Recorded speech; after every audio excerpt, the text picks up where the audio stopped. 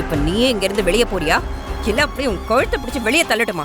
இங்க பாருங்க, என் தங்கச்சியும் என் குடும்பத்தையும் தப்பா பேசியிருக்கீங்க.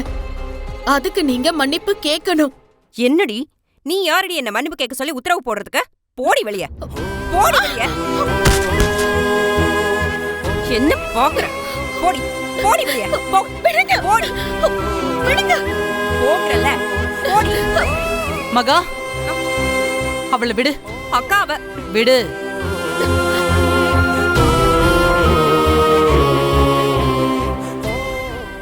ஹே சிந்து, இந்த குடும்பத்துக்கும் உனக்கும் எந்த உறவும் இல்ல. பைரவிய மகா பேசினது தப்புதான். அதுக்கு நான் பைரவி கிட்ட மன்னிப்பு கேட்டுட்டேன். எங்க குடும்ப பிரச்சனையில நீ வந்து தலையிடக்கூடாது.